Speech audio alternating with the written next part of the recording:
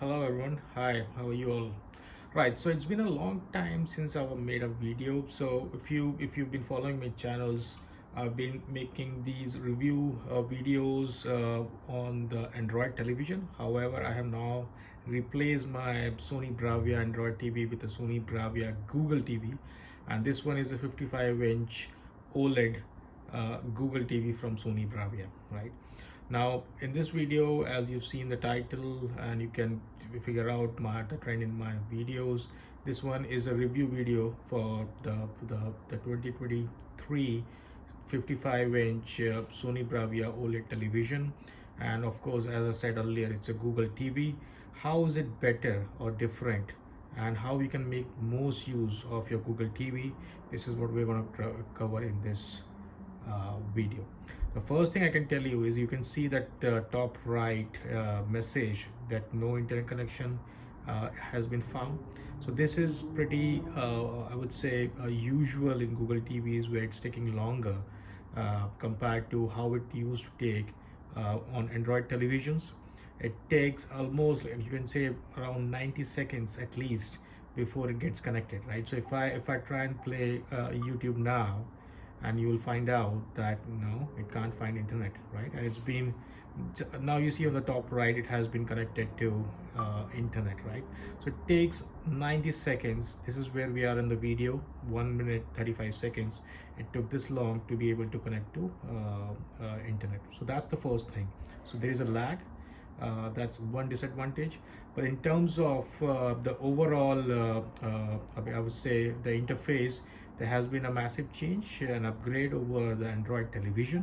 You can see these are the top menu items. You can log in. First thing is you can log in into your television. You can add as many as you like Google accounts, right? So that you can get recommendations based on your preferences. Again, if I go back here and I select on manage accounts, it will allow you to add different, these are the settings. So setting lock, you want to this will protect your settings. No one would be able to change if I select this one. This is one thing that they've kind of added, but the point is you need to enter your Google password to be able to do that. So that's first feature that they've added. If you're using your television, no one else can modify. You would have seen of your friends coming over and changing settings. They won't be able to do that. These are the services which are providing recommendations on your TV, right? So Prime Video, Apple TV, Discovery Plus, Disney Plus, etc. So you can check in which applications you want to get recommendations on.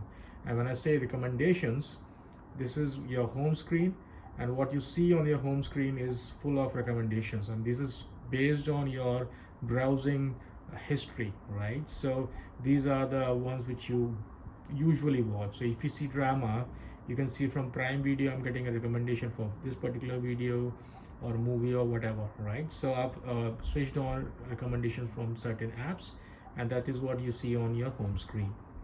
Yeah, as I said, it's based on your browsing history.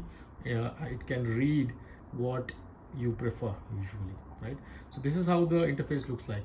Let's go back into what more can you do in here in terms of accounts. We go back to manage accounts.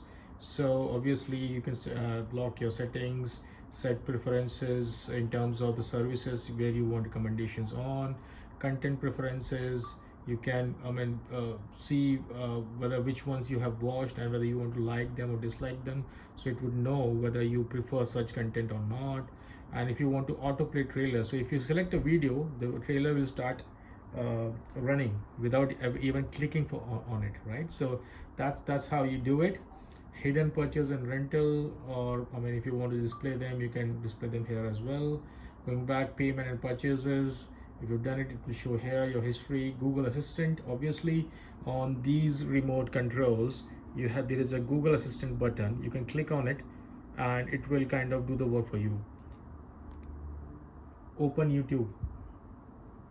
Opening YouTube. So this is how you do it, right? You press this button, you give a command, and it will do it for you, right? So this is pretty good. I've seen a number of other televisions where there is Google Assistant, but it just has Google Assistant. It does not give you anything, but this is pretty perfect, right? And I've never seen I've said something and it hasn't been able to understand what I'm saying. So the AI is really good. Apps mode only. So when on this, it will hide Google's recommendation, right, from your home screen, along with the ability to give feedback on movies or shows. So and if you want to remove your account, obviously you can do it from here. But more importantly, you can add as many accounts as you want. So if your partner doesn't want to get, or they have different preferences in terms of what they want to watch, they can add accounts, etc. Right. Now again, I mean, these are recommendations and the for you. If you go to movies, again similar recommendations, but specifically for movies, you can see, I mean the genre that you like, whether you like cartoons or romantic movies, adventure films or whatever, right? This is how it looks. And you can obviously click on these and buy them, right? So if I want to buy this movie, I can go and buy it for $2.99. Yeah, so it gives you the price. All you need to do is add your debit cards into your account, and the money would be deducted. Yeah, it's a first time hassle, and then over a few clicks you would be able to do that going forward. Now again, TV shows, similar recommendations based on what you watch, what language you watch, etc. Right, they will give you recommendations from various apps for which you want to see recommendations, right? Okay, let me go out of it. In terms of apps, again, I mean, the biggest and the single largest advantage of having a Google TV is that you get Play Store, which is a Google Play Store, and it gives you to infinite number of apps that you can download. So any app, or I should say almost all apps that you can see on your Android phones, you should be able to download it on your Android or Google TV. I mean, provided that the apps have an interface which works on television. So, but most of them, usually any streaming device, etc., that you have, it will definitely have an app which works on the Google TVs, right? So again, similar recommendations. You can search for anything that you want.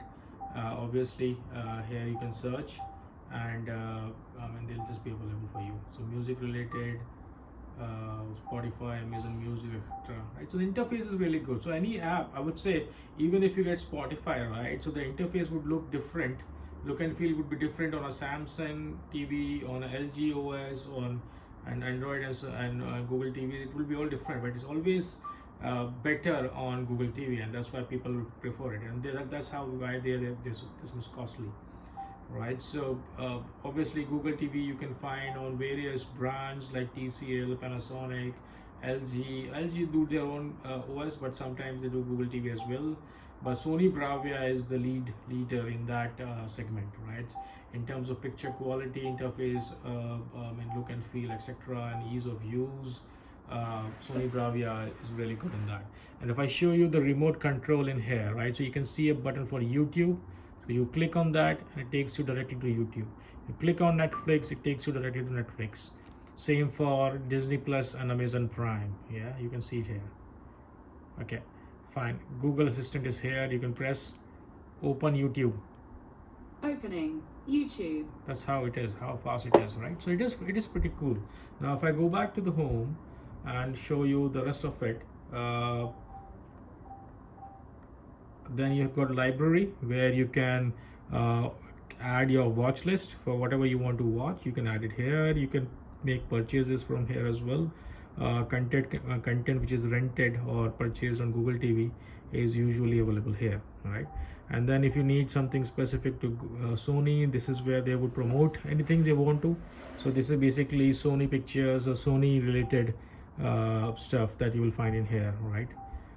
So that's in here, and then obviously you can search directly, but I think it's much easier to kind of use Google Assistant to search anything. Obviously you have to train your remote first time with your voice, and then you can do it. And then if you go to settings, and if I open settings, this is how the settings look like, and I've done several videos on kind of explaining each and every setting that is provided by this television, right? So I won't be going into details into this video, but you can browse my channel and you should find a video that should kind of elaborate and explain and provide a demo of what each setting provides you in here.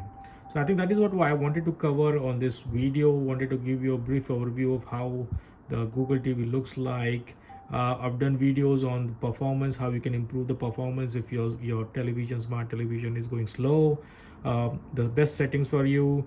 At the same time, what settings should be on your television so that the resources, and when I say resources, if there are multiple apps running at the same time, your TV does not get slow. How you can do that? Plus, from security perspective, what you should do, because not all apps are very much trusted. They might be spying on you. So there are certain security settings that you can enable to avoid such things which you might not like, right? So follow my channel for it. Just go through the videos.